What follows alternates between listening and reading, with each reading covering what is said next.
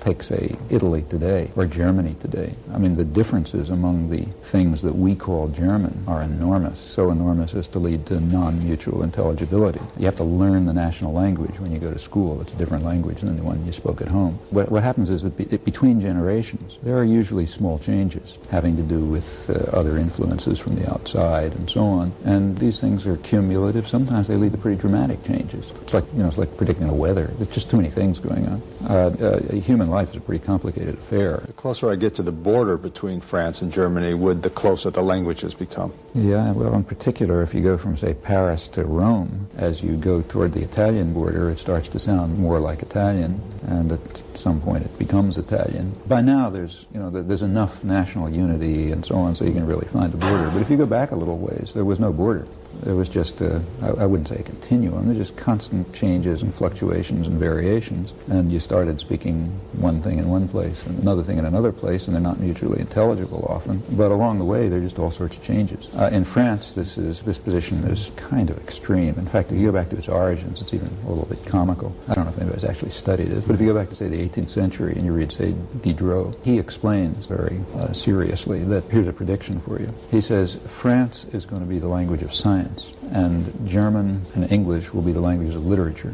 And the reason for this is that French is very clear. In France, the words follow the order of the thoughts, whereas if you listen to German and English, the words don't quite follow the words of the thought. So French is good for telling the truth because of its, what later came to be called its Gallic lucidity and clarity, whereas German and English, maybe Italian, they're good languages for telling fantasies and falsehoods, so they'll be the languages of literature. Now, you can, it's a sort of naive point of view, but you can see what was going on in his head. I mean, for him, the words in French follow the order of thoughts. When you hear German, it seems all confused. And I suspect that the mythology of the purity and lucidity and clarity of French goes back to ideas of that kind. After all, French culture had a certain dominance and appeal for a long time, so these attitudes get established. And some of them may have prestige associated with them. For example, some of them may be the speech of a conquering group or a wealthy group or a priestly caste or one thing or another, and we may decide, okay, those are the good ones and some other ones the bad one.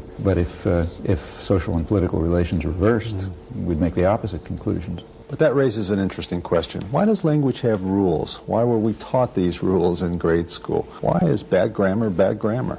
Well, when you're taught rules of your own language in grade school, the chances are very strong that what you're being taught is false. Otherwise, you wouldn't have to be taught it. One of the things you learn in grade school is the literary language. Now, in English, the literary standard is not so radically different from what, say, you and I grew up with, but it's somewhat different. The literary standard is not what I learned in the streets.